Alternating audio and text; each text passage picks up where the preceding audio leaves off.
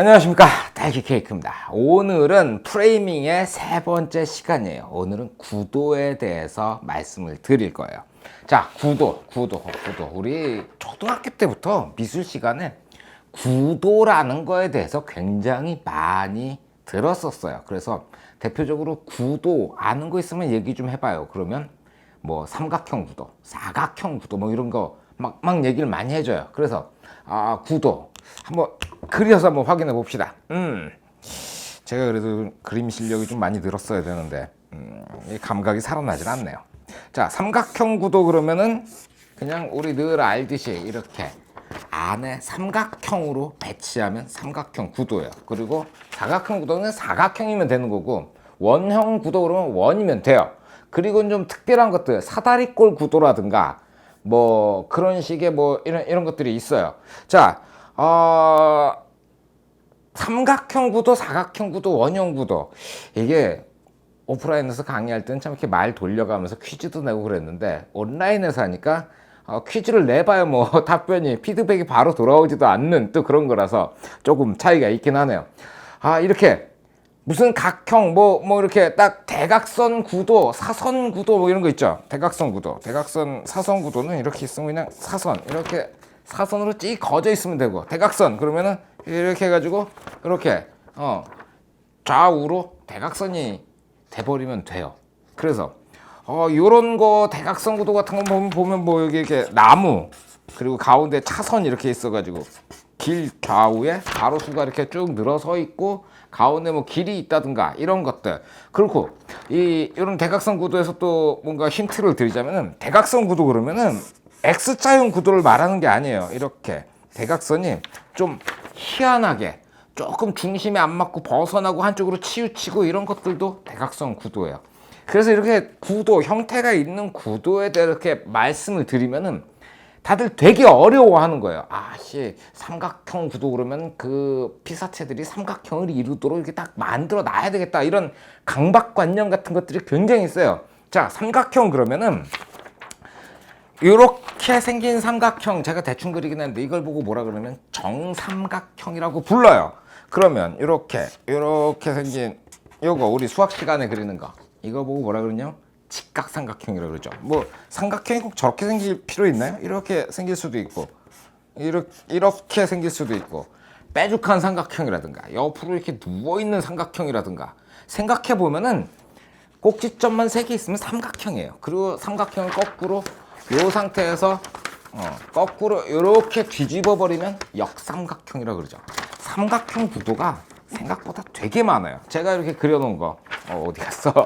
이렇게 해서 제일 오른쪽에 그려놓은 거 있죠. 이런 식으로 그렸으면은 뭐냐 하면은, 저 화면을 봤을 때 제가 이렇게 딱 있으면 이렇게 해가지고 저런 모양의 삼각형이 만들어지잖아요.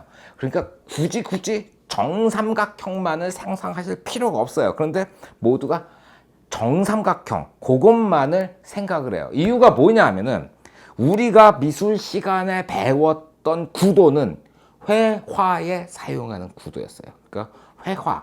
한번 그림을 그리기 시작하면 밑그림을 그려놓고 뭐 스케치를 하거나 뭐 드로잉을 하거나 뭐 이렇게 장르도 여러 가지 있지만, 결국엔 채색을 하고 유화면, 유화 물감으로 이렇게 해가지고 결국 굉장히 긴 시간 동안 그려서 완성하는 그림이잖아요. 시간이 그렇게 많다 보니까 굉장히 정밀하게, 그리고 작가가 의도한 대로 실제로 뭐 보고 그릴 수도 있겠지만, 상상해서 어느 부분들은 그 작가의 의도가 반영돼 가지고 조금 수정이 가해질 수도 있는 거잖아요. 그러니까 긴 시간 동안 만들어낸 구도들, 정교한 구도들, 회화형 구도에 너무 집착을 하기 때문에 구도라는 게 어려워지는 거예요. 자, 삼각형 구도 사진을 한번 찍어 봅시다. 삼각형 구도로 사진을 찍으세요. 그리고 제가 과제를 딱 내드렸더니, 그 모인 자리에서 삼각형 구도를 찍으라 그러니까, 이 책상 위에 있는 거 가지고 찍어보세요. 그러니까 이렇게 딱 놓고, 이거 3개를 딱 놓고 이걸 삼각형 구도라고 찍는 거예요. 이건 삼각형 구도가 아니에요. 뭐가 삼각형 구도냐면은, 이렇게 뚜루룩 해가지고 이렇게 모퉁이, 이거 삼각형 구도예요. 이해가 잘 안 가시나요? 자, 원형 구도를 찍어 보세요. 그러면은 뭘 찍어야 되냐면은, 여기 여름에 쓰던 F킬러가 있죠. 이거 이렇게 놓고 이렇게 해가지고 컷을 왜 못 잡아? 너무 가까워서 그랬는데. 자, 제가 뭘 찍었냐면은 F킬러의 아래쪽, 캔의 아래쪽 동그랗게 찍었어요. 이걸 보고 원형 구도라고 부르는 거예요. 뭐과 비스무리한 게 아니고 그 형태가 거기에 나와야 돼요. 그냥 직관적으로. 자, 그러면 제가 퀴즈를 하나 내볼까요? 이렇게 네모나게 돼 있고 퀴즈 안 내려고 그랬는데 이렇게. 자, 흔히 많이 찍잖아요. 이렇게 파인더 안에 사람이 가운데 딱 나왔어요. 이건 무슨 구도라고 불러야 될까요? 보통 이렇게 뭐 여기 이렇게 해가지고 이렇게 생겼으니까 사다리꼴 구도? 아니면 뭐 그냥 이렇게 꼭지점으로 생각하고 삼각형 구도? 다들 이렇게 생각을 하죠. 자, 제가 제일 중요한 힌트가 아니고 포인트를 집어드릴게요. 이걸 보고 뭐라 그러냐면 인간형 구도라고 부르는 겁니다. 이 형태가 있는 구도의 목적 뭐냐면 가이드예요. 가이드. 자, 제가 뭔가를 그려볼게요. 잠깐 이렇게 해서 시간이 많지 않으니까 빨리 그려야 돼. 그게 이거 뭐 정확한 건 아니지만, 자, 제가 뭘 그리고 있을까요? 지금 여기다가 요런 식으로 여기도 이렇게 해서 모르겠죠. 벌집일 수도 있고 뭔가 이렇게 육각형을 계속 그려 나가고 있어요. 여기 위에다가 이렇게 동그라미를 먼저 그리고 시작했다. 그럼 부인할 수가 없죠. 축구공입니다. 제가 그림을 제대로 못 그려서 그렇지만 이건 축구공을 그리려고 하는 거예요. 사진을 퀴즈로 만들면 안 돼요.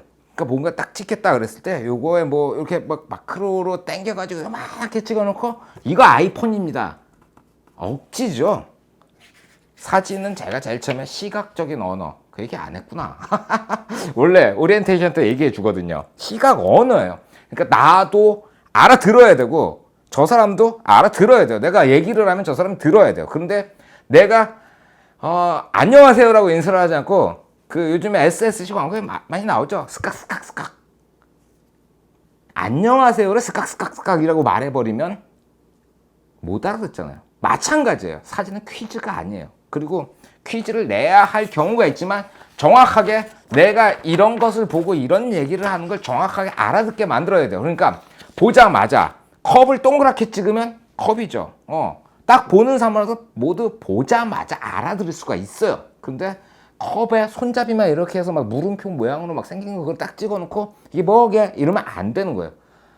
언어기 때문에 보다 더 간단하고 보다 더 빠르고 보다 강력하게 전달을 해야 돼요. 그러니까 이런 것들 모양이 있고 확실한 모양을 다른 사람한테 전달해주는 이런 정형화된 형태가 있는 구도가 존재를 해요. 그래서 그걸 첫 번째 정형화된 구도라고 우리가 얘기를 하는 거죠. 자, 두 번째는 분할 구도들이 있어요. 예를 들어 가지고 이렇게 막 뭐 물건들 이렇게 난잡하게 있는 여기를 찍는다. 그럼 이게 하나의 형태를 갖고 있는 게 아니고 여러 가지가 있잖아요. 그래서 이거를 화면 안에서 프레임 안에서 정리를 해가지고 보여주는 거예요. 자, 첫 번째 뭐가 있냐면은 이분할 구도가 있어요. 이분할 구도. 프레임이 있으면 반으로 딱 쪼개는 거예요. 그냥 편해요. 이렇게 벽이 있으면 요쪽 벽, 요쪽은 뭐 어둡고 저쪽은 비슷해서 밝다. 그럼 반으로 딱딱딱딱 쪼개버리면 그냥 이렇게 반은 어둡고 반은 밝게 이렇게 찍어버리는 거예요. 정리하는 거예요.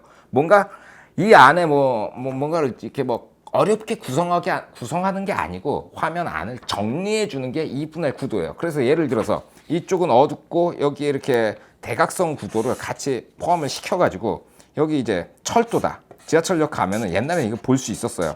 그 스크린도 없을 때는 이 지하철역 안에 이렇게 들어가서 플랫폼 위에 이렇게 딱 찍으면 반은 이제 승강장은 되게 밝고 그리고 이 철도 기차가 다니는 부분 지하철이 들어오는 곳은 어둡게 이렇게 그 철로가 오고 저쪽 위로는 이제 전선 그러니까 전기 공급해주는 그 장치가 오고 이쪽 승강장에 또 이렇게 쫙 해가지고 여기에 사람들 안전선 쫙 보이고 그리고 위에 형광등들이 쭉 있는 이런 사진들 찍기가 예전엔 되게 수월했는데 지금은 스크린 도어가 생겨서 이런 거 찍기 어렵죠.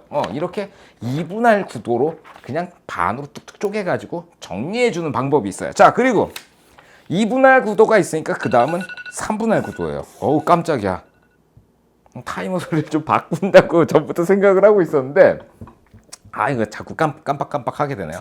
자, 이 색깔을 바꿀 수가 있구나. 파란색이 있는데 화면이 이렇게 있으면 이렇게 그냥 세 조각으로 나눠 버리세요. 그래서 이 세 개의 선이 위치하는 선 위에라든가 혹은 이 꼭지점이라든가 이런 데다가 중요한 피사체를 배치하는 거예요. 자, 이 테이블 위에 그냥 이렇게 돼 있죠. 이렇게 해가지고 카메라를 들고 이거 참 어렵단 말이죠. 포커스가 안 맞아가지고 오케이. 자, 지금 찍은 사진이에요. 이거 이렇게 해놓은 요게 3분할 구도로 촬영한 사진이에요. 자, 좌측 3분할 라인 위에 이쪽 매직들이 올라가 있고요. 우측 3분할 라인 위로 해서 이 종이와 이 매직이 그냥 이렇게 걸쳐 있어요. 그리고 위쪽 3분할 라인에 요거 이렇게 걸쳐 있어요.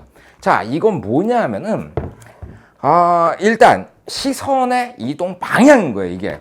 그러니까 문명인들, 글씨를 아는 사람들, 어쨌든 우리는 뭔가 이렇게 복잡한 걸 보잖아요. 그러면 그걸 한 방에 빵 찍어서 쫙 끌고 오는 게 아니고 읽어요. 우리는 가로에 익숙하니까 먼저 윗줄 이렇게 읽고 쭉 내려가서 아랫줄을 보는 거예요. 그러니까 이 3분할 구도라는 건 이렇게 시선이 이동했다가 밑으로 내려가서 이동하게 되어 있는 거예요. 세로로 글을 읽는 사람들도 마찬가지죠. 이렇게 세로로 읽다가 또 시선이 이동해가지고 다시 또 내려오고.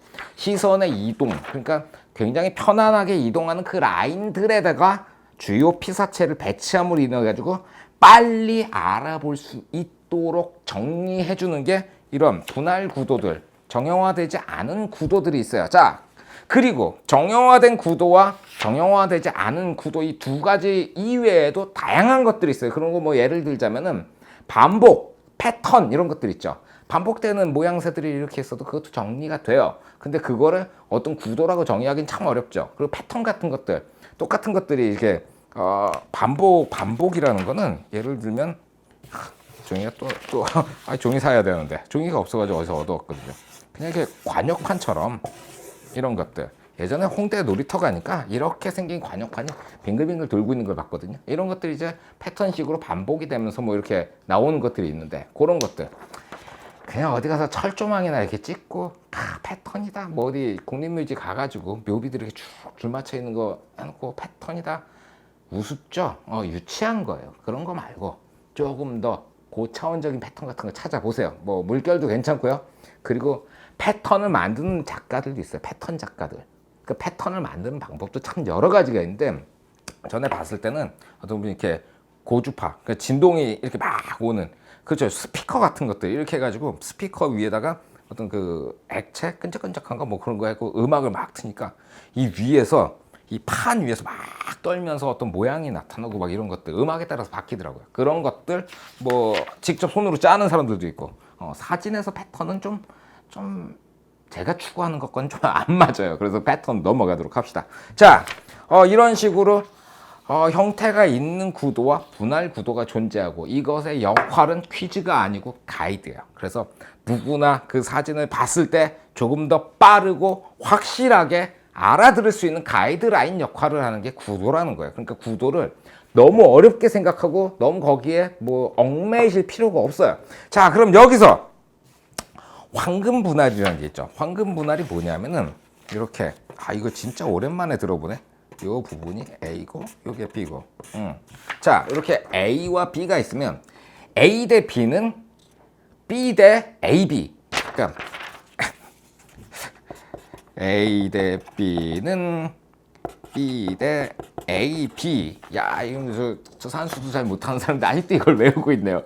이게 되는 비율을 황금 분할이라고 부르는 거예요. 그래서 3대 5. 이게 3이고 이게 5 혹은 1대 1.6 정도가 황금 분할 비율이에요. 그래서 요거를 우리 파인더 안에 이렇게 그려보면요. 이건 또 색깔을 바꿔야지. 아니다, 이렇게 그리자. 그래서 1대 1.6 그리고 또 1대 1.6 1대 1.6 이렇게 잘라 들어가는 거예요. 뭐 그러면은 이렇게 막 잘라 들어가다 보면은 결국 사진 교본이나 이런 데 보면 달팽이가 이렇게 꼬여 있어요. 요런 식의 그림이 나와요. 그래서 이 위에다가 3분할 라인을 그려보세요. 이렇게.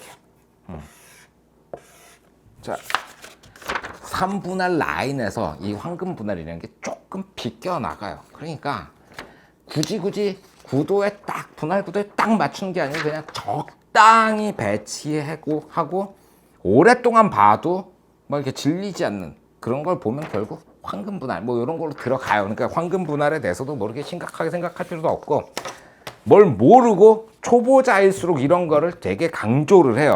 그거 있죠. 꼬망이들 이제 애기들이 유치원 가가지고 횡단보도는 파란불에 건너는 거야. 그걸 하나 배워가지고 와가지고 저한테 막 자랑을 해요. 야, 인생이 그렇게 쉬우면 얼마나 좋아요.